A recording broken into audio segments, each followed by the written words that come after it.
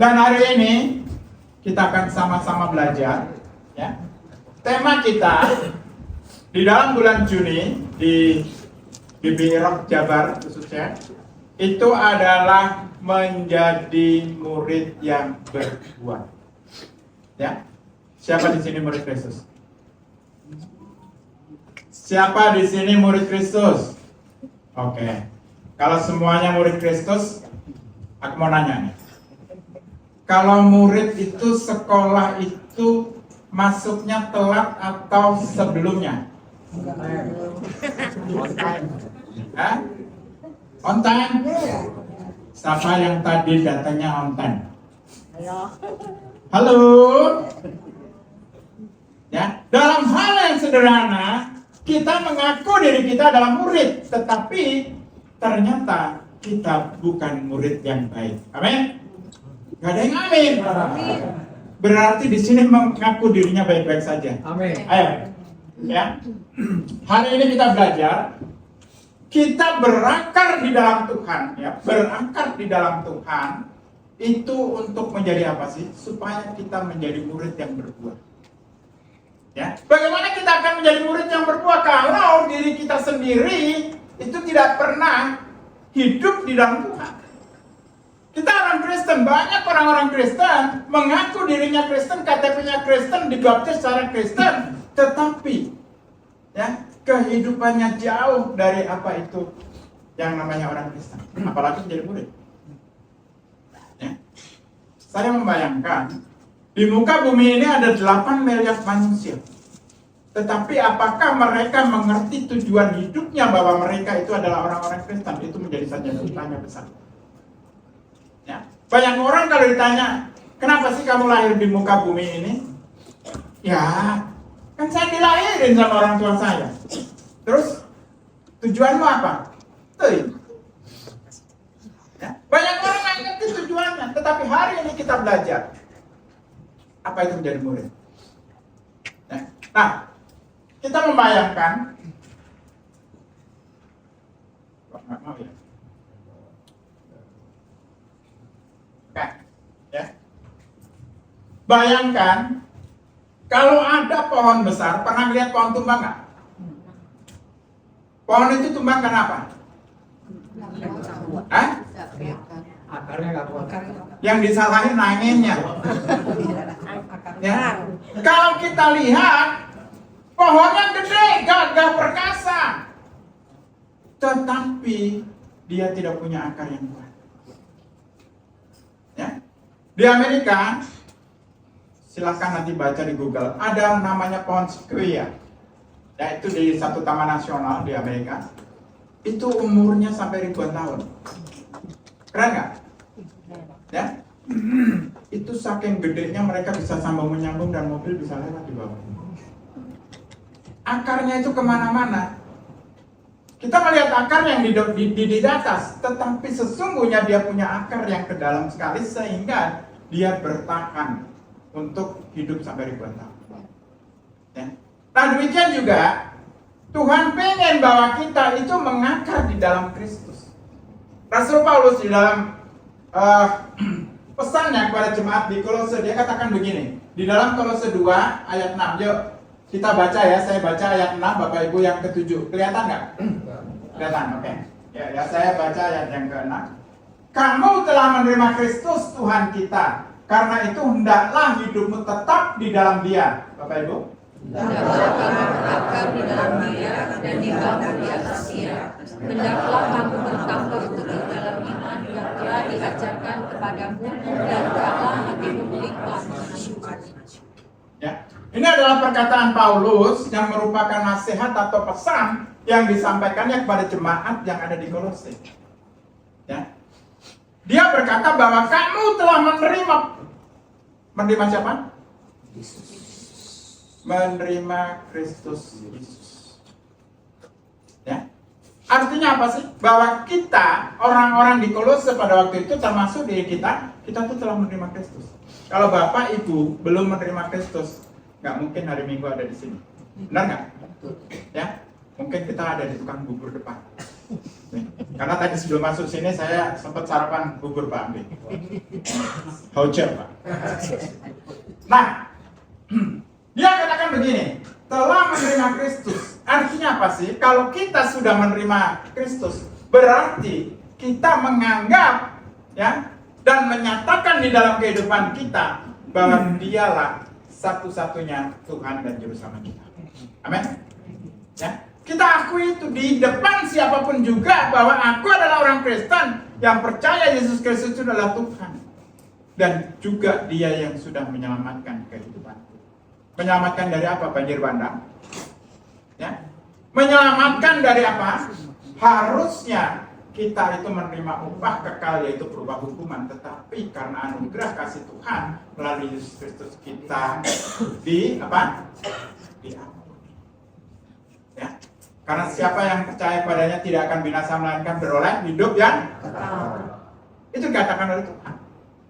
Nah, seorang murid, oh ini tulisannya kok berubah semua ya? Apa? Nah, menerima Kristus itu merupakan langkah awal kita untuk menjadi murid. Ya. Kalau kita tidak menerima Kristus, jangankan kita disebut murid, disebut orang Kristen saja tidak. Langkah awal kita itu adalah kita yang pertama terima Dia. Ya, banyak orang tiba-tiba saja mengakui Yesus Kristus itu Tuhan kita. Ada step. Akui segala dosa kita di hadapan Dia. Siapa di sini manusia yang tidak pernah berdosa? Ada nggak? Semua manusia sudah berdosa dan kehilangan kemuliaan Allah. Ya, itu dituliskan dalam Roma 3:23. Ya. Nah, tetapi oleh kasih karunia, kalau kita sudah menerima Yesus Kristus sebagai Tuhan, ya, berarti status kita bukan status di Instagram, tapi status kita sekarang kita adalah milik Allah. Betul? Ya, karena semua orang yang menerima Dia disebutnya sebagai anak-anak Allah. Artinya bahwa kita itu milik Allah. Tapi jangan lupa, banyak orang yang menerima Kristus mengakui Yesus sebagai Tuhan, mereka lupa siapa dirinya. Ya, mereka lupa bahwa diri kita ini adalah milik Allah. Lebih banyak mana kita menyerahkan kehidupan kita dalam setiap aspek kehidupan kita untuk Allah itu yang berotoritas di dalam kehidupan kita, atau diri kita sendiri? Halo? Diri kita atau Tuhan yang menggerakkan kita? Ya, itu ada lagu. Saya nggak tahu, nggak hafal penyanyinya, suaranya melengking banget. Ya, kita teriak Tuhan tolong, tapi kendalinya kita pegang. Ya, kita teriak Tuhan tolong, tapi kita tetap tidak menyerahkan kendali. Nah, yang Tuhan minta adalah kalau kita menganggap Dia adalah Tuhan, sudah menerima Dia, otoritas segala-galanya itu adalah Dia. Mau rela bahwa Tuhan yang mengendalikan kehidupan kita? Hah? Atau kita masih teriak tapi kendalinya ada di kita? Langkah awal menjadi murid adalah kita serahkan kehidupan kita pada Dia. Ya, kalau kita sudah serahkan kehidupan kita pada Dia, artinya apa? Kita bukan hanya sekedar percaya. Banyak orang itu hanya sekedar percaya dan tahu Yesus. Ya, iblis tahu nggak Yesus itu siapa? Halo? Tahu kan? Kalau kita seorang murid, berarti kita harus mengenal guru kita. Kata mengenal berarti ada satu hubungan yang intim, yang dekat, dan kita tahu apa hatinya guru kita. Ya. Kata kenal berarti saya kenal dengan Pak Ampi ini, kita sudah berapa puluh tahun, Bung? Sama Ricky. Ya, kita 19 tahun. Hampir 20 kan? Ya. Saya sedikit banyak tuh tahu. Saya sedikit banyak tahu sama Ricky. Ya. Artinya saya kenal, apalagi sama Bu Deni. Wah. Ya, itu senior banget itu. Nah, kita kenal. Bagaimana kita mengenal dia? Dari mana sih kita bisa mengenal hatinya Tuhan? Tuhan sudah tinggalkan warisan pada kita, yaitu melalui Alkitab. Pertanyaannya adalah, Alkitab kita pelajari setiap hari nggak? Kita baca setiap hari nggak? Halo? Aku mau nanya nih, yang setiap hari baca firman Tuhan siapa? Halo? 1, 2, 3, 5. Lah yang lainnya kemana? Buku, Pak. Yang lainnya kemana? Drakor, Pak. Yang ketawa biasanya ngaku. Ya kan? Firman Tuhan itulah bukan hanya menuntun kehidupan kita, tapi dari situ kita mengenal hatinya Allah. Ya. Seringkali kita lebih bermalas-malasan, kita sibuk di dalam hal-hal lain, tapi kita tidak menyempatkan untuk kita membangun satu keintiman dengan kita. Ya. Nah, kita lihat di sini. Di dalam ayatnya yang ke-7 dari Kolose 2 tadi, hendaklah kamu berakar di dalam Dia dan dibangun di atas Dia, hendaklah bertambah teguh dalam iman yang telah diajarkan padamu, dan hendaklah hatimu melimpah dengan syukur. Paulus seringkali pakai kata metafora pengandaian. Ya, di sini dia mengandaikan seperti halnya pohon. Untuk pohon yang kuat yang tidak mudah diombang-ambingkan oleh angin yang besar ataupun badai, dia yang mengibaratkan bahwa kita yang sudah menerima Kristus itu, kita harus berakar di dalam Dia. Artinya kita hidup di dalam Dia. Bagaimana kita mengenal dan kita hidup di dalam Dia kalau kita tidak mempunyai satu relasi? Yang Tuhan minta adalah relasi, hubungan. Ya, kita mungkin sehari bisa sembahyang 5 kali, bangun tidur, terus apa? Makan pagi, makan siang, makan malam, tidur lagi. Ya, kayak lagu tidur lagi. Ya. Hubungan kita yang intim itu setiap saat kita berkomunikasi dengan Tuhan. Tuhan, terima kasih. Ya, saya belajar banyak. Tidak perlu kita itu mengambil waktu, ruangan untuk kita berdoa secara khusus. Itu baik. Katakanlah sebelum pergi, saya sudah sampai, Tuhan terima kasih, Tuhan sudah pimpin saya sampai hari ini. Tuhan terima kasih, Tuhan sudah pimpin saya sampai di sini. Ya. Rumah saya di Padalarang. Kadang-kadang saya nyopir dari Bandung, begitu sampai keluar tol, mau masuk bayar tol, saya bilang, Tuhan terima kasih, Tuhan sudah supply saya sampai di sini. Bisa nggak saya mengalami sesuatu di tengah jalan dan saya ke bos? Bisa. Tapi saya bersyukur, Tuhan terima kasih. Nanti sampai rumah saya berhenti sebentar, mau matiin mobil, Tuhan terima kasih, aku udah sampai rumah. Ya. Itu adalah satu bentuk keintiman. Kita bisa lakukan yang seperti itu, kita bisa belajar. Ya. Nah, Paulus mengatakan, kamu berakar, dibangun, bertambah teguh dalam iman. Itu adalah satu proses untuk kita menjadi murid. Kita bangun hubungan kedekatan dengan Tuhan. Supaya apa sih? Kita semakin bertumbuh.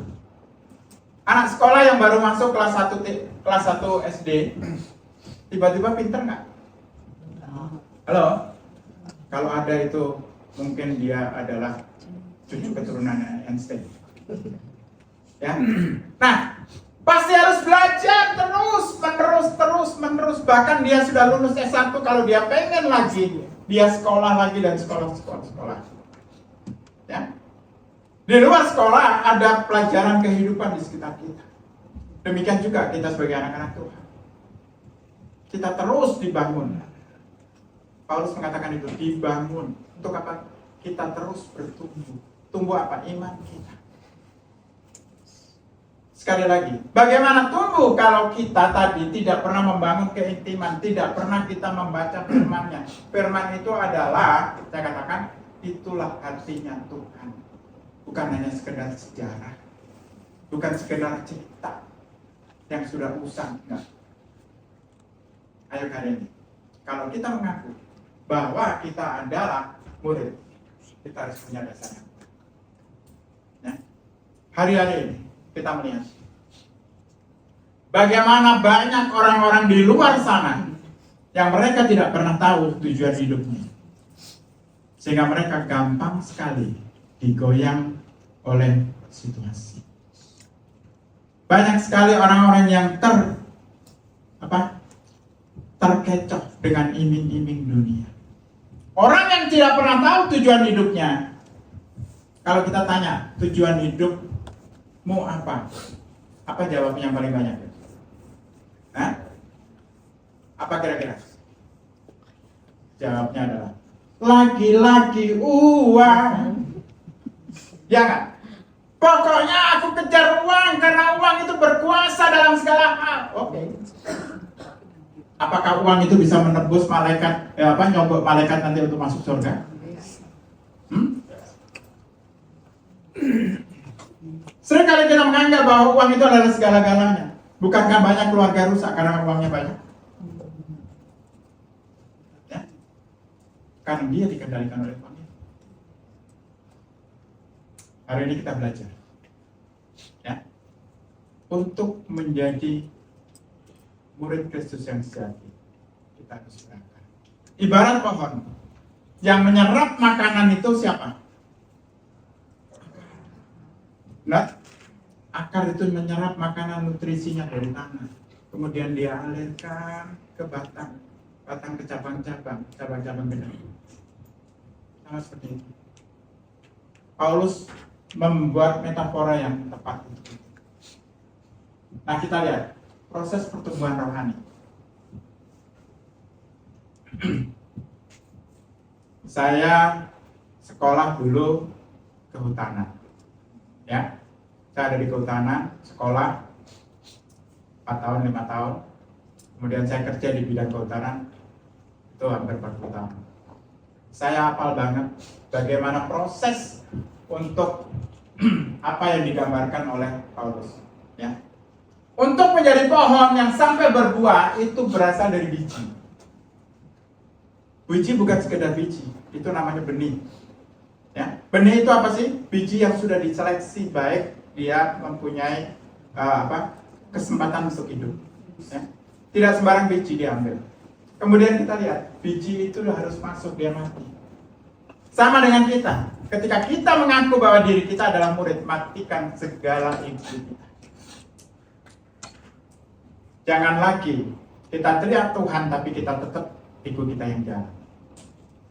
Ya, Tuhan seringkali ketawa gitu kan. Nah, kamu teriak minta tolong, tapi kamu masih jalan dengan pikiranmu. Bagaimana aku akan mengendalikan? Bukan Tuhan nggak bisa, tetapi Tuhan memberikan kesempatan kita untuk kita betul-betul menyerahkan kehidupan kita. Ya. Kemudian biji yang ditanam atau benih yang ditanam, dia mulai tumbuh, akarnya mulai muncul. Kemudian dia menjadi bibit. Ya. Kemudian dia mulai besar, sampai akhirnya apa? Akar-akarnya kuat. Kalau akar-akar ini kuat, nutrisinya baik, yaitu Kristus sendiri, murid itu akan berbuah. Ya, murid itu akan berbuah. Nah, banyak orang-orang Kristen itu mereka tidak mau untuk berbuah. Buah itu seringkali kalau kita ditanya orang Kristen itu selalu buahnya itu adalah buah jiwa. Nggak salah.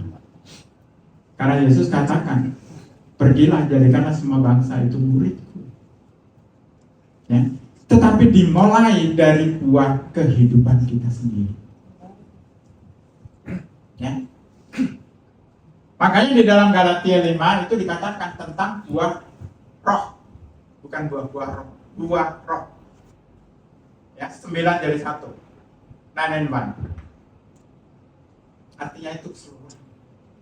Nah, di sini dikatakan, ya, kalau kita itu adalah murid, kita bukan hanya sebagai pendengar. Pendengar apa? Firman Tuhan. Tapi kita adalah pelaku. Siapa yang mau melakukan firman itu? Halo? Ya? Kita adalah pelaku. Berapa hari yang lalu ketika saya membaca firman Tuhan, saya baca Alkitab, saya sempat tertegun ketika Tuhan mengajarkan saya tentang Ishak. Ishak itu siapa sih? Bapaknya siapa namanya? Abraham. Ya, Abraham punya anak dari yang namanya Sarah. Ya, namanya Ishak. Dia juga punya istri yang lain, namanya Hagar. Dia punya anak Ismail. Dia juga punya istri yang lain, itu Keturah. Dan dia punya anak-anak yang banyak. Tapi kita lihat Ishak. Di dalam Kejadian 25 ayat yang ke-21 diceritakan di situ. Dia punya istri namanya Ribkah. Ada yang namanya Ribkah di sini? Oh, nggak ada. Kalau ada saya minta maaf. Ya. Di sana dikatakan bahwa istri Ishak itu mandul. Ya. Jelas dikatakan mandul. Artinya mandul bahwa dia tidak akan pernah punya anak. Betul? Ya. Ishak adalah anak Abraham. Dia seumur-umur bersama dengan bapaknya dan dia pastinya tahu cerita tentang bapaknya.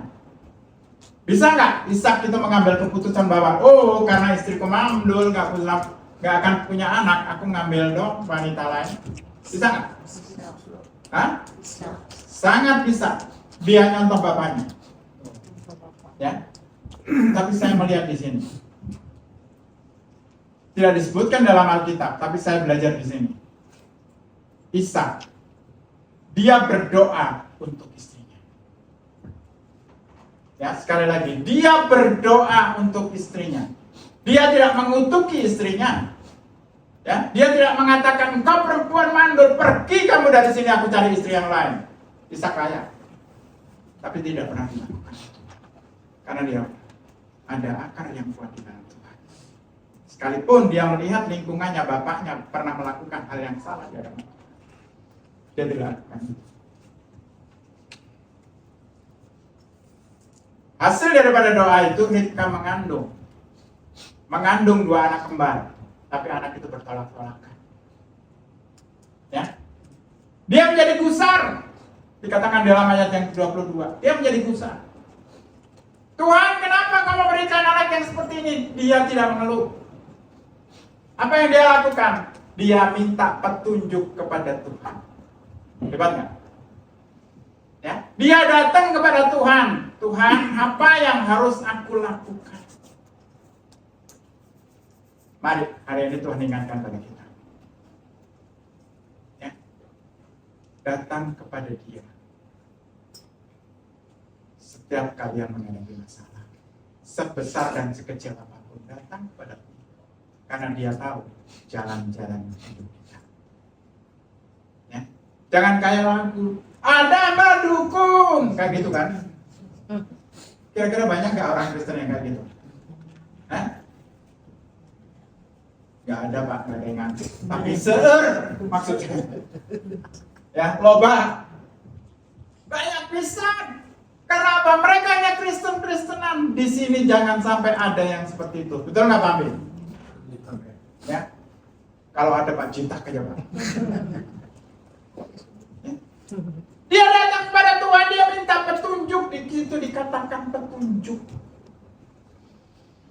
Nah, di sini dikatakan, ya, kalau kita itu adalah murid, kita juga harus bertumbuh. Bertumbuh mulai dari diri kita dulu. Mungkin dulunya kita itu orang yang suka marah. Dan kita mulai belajar untuk sabar. orang yang suka egois, mulai belajar kita mementingkan orang lain.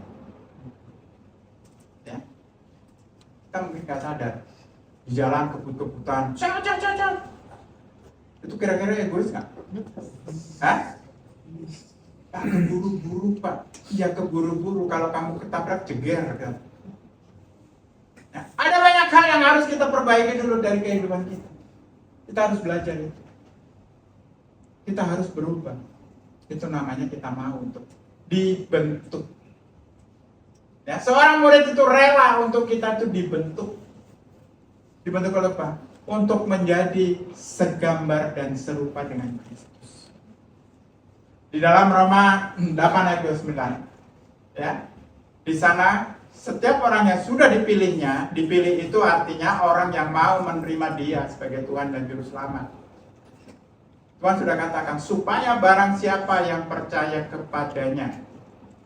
Artinya apa sih? Orang yang merespon panggilan itu.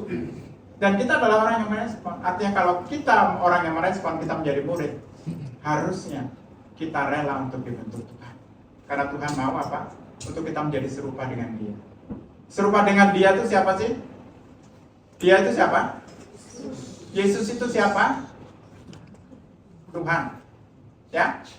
Kejadian 1:26 katakan begini. Baiklah kita menjadikan manusia menurut gambar dan rupa kita. Artinya, yang Tuhan mau adalah ketika kita menerima Dia, hidup di dalam Dia, menjadi murid Dia, memiliki gambaran Kristus dan kita kembali kepada tujuan awal Allah, yaitu menjadi gambar dan rupa Allah. Ya, kita lanjutkan. Nah, murid Kristus itu pasti berbuah.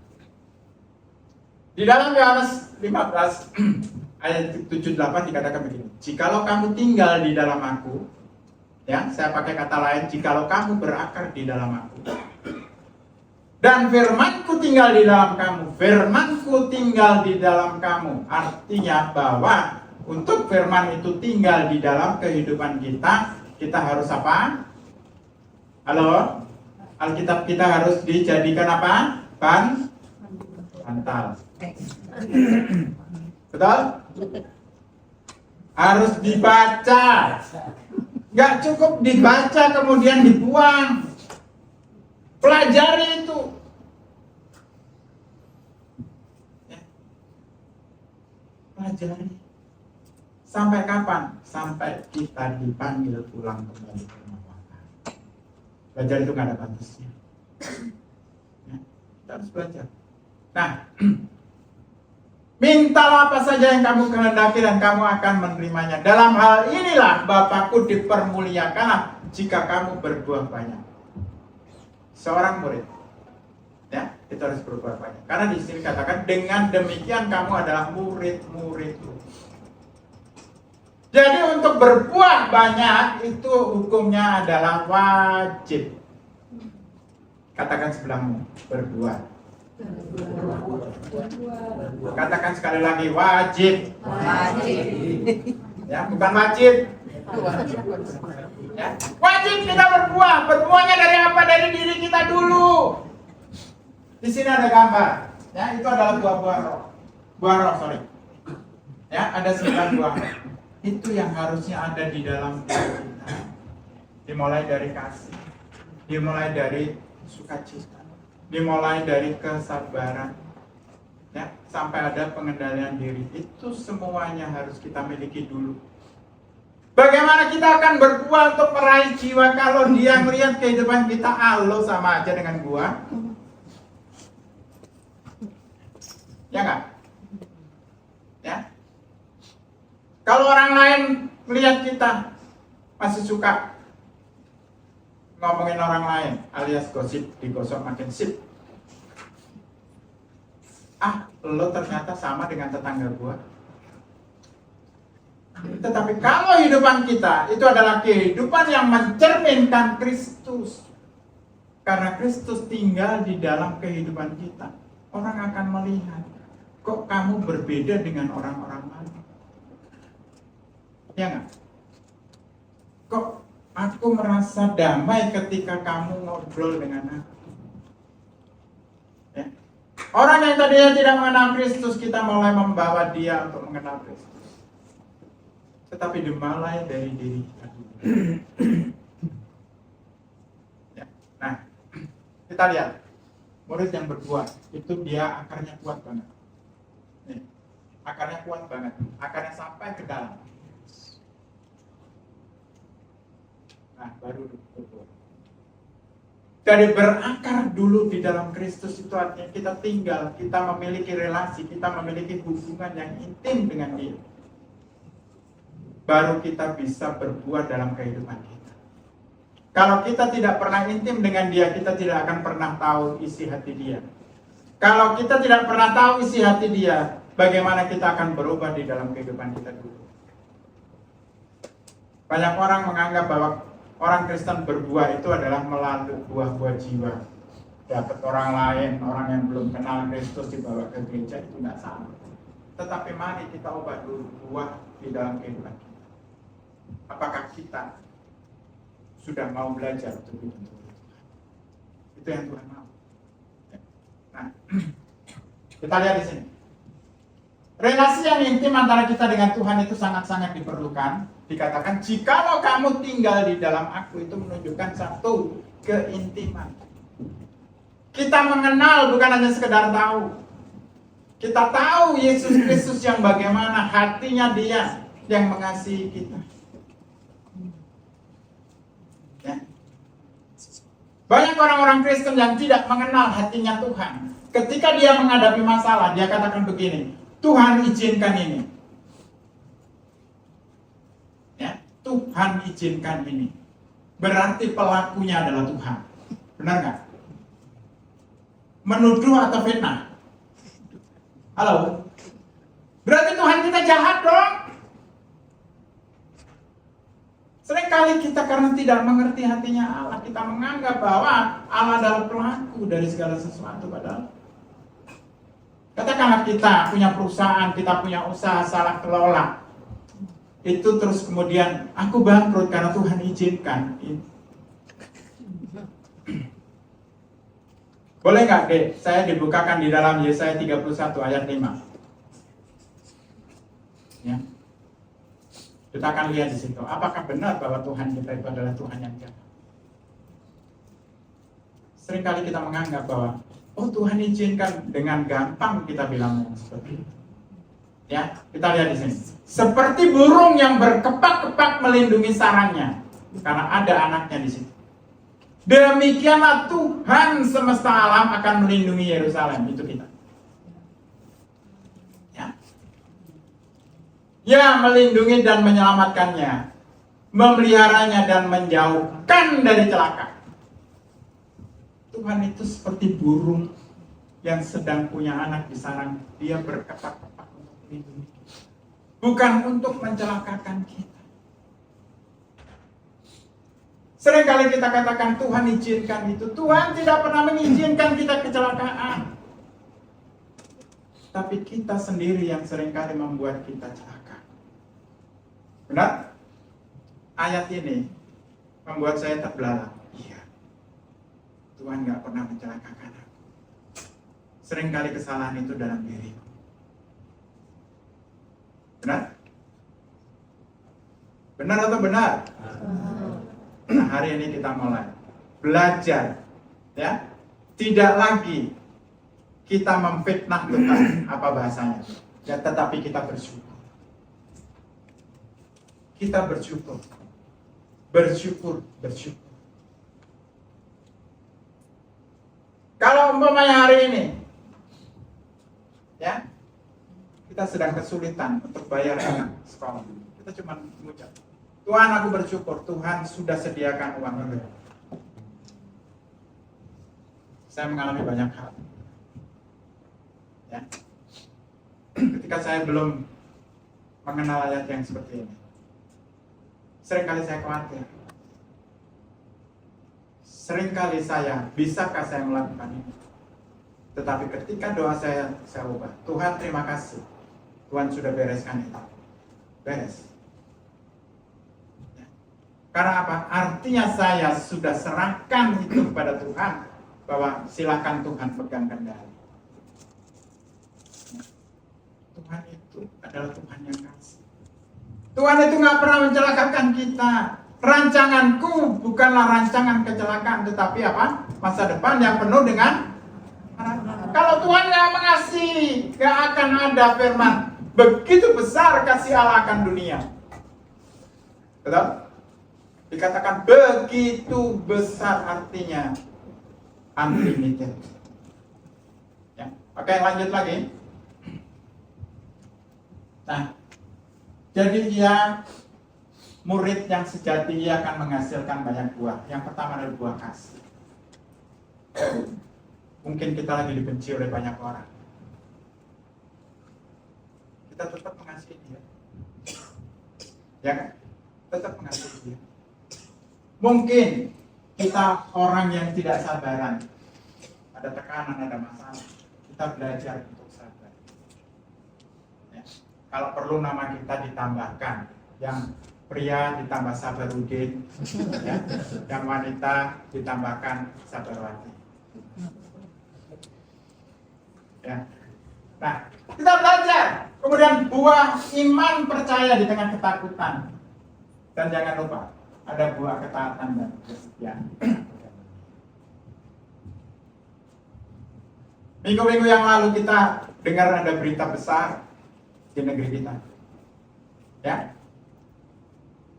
Ada beberapa tokoh yang ditangkap. Masalahnya apa sih?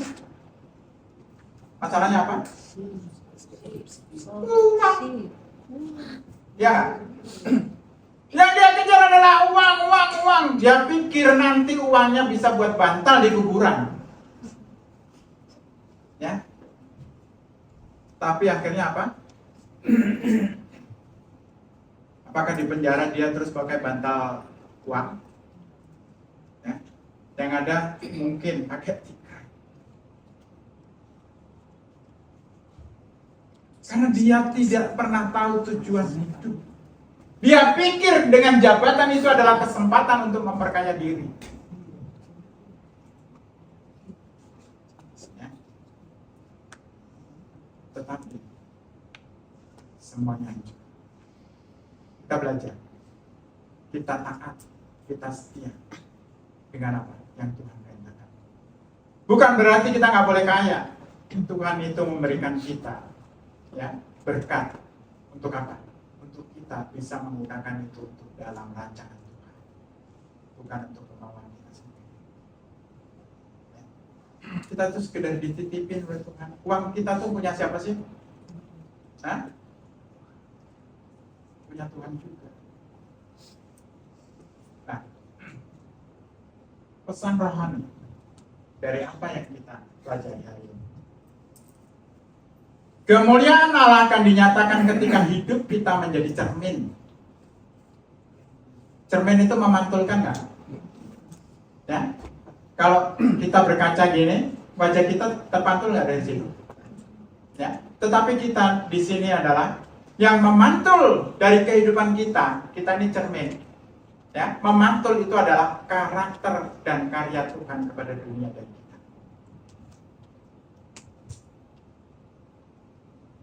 Bukankah kalau kita mempunyai kesabaran, mempunyai kasih, ya, punya ketaatan, suka menolong orang, bukankah itu adalah karakter Yesus? Orang akan melihat. Dan ketika kita melakukan sesuatu untuk kebaikan, untuk kemuliaan Tuhan, bukankah itu adalah karya Allah melalui diri kita? Halo? Orang akan melihat yang seperti itu. Orang mungkin tidak dapat melihat Tuhan secara fisik, kita juga nggak pernah kita melihat Tuhan secara fisik. Tetapi mereka dapat melihatnya melalui buah kehidupan kita. Orang akan melihat melalui buah kehidupan kita. Ya? Sekali lagi, tepuk sebelahmu, berbuah kehidupan. Buah kehidupan. Katakan sekali lagi, jangan lupa. Jadi apa yang kita pelajari? Yang pertama adalah menerima Kristus itu adalah langkah awal menjadi murid. Yang kedua, berakar di dalam Kristus itu sebagai dasar yang kuat. Murid yang berakar di dalam Kristus pasti akan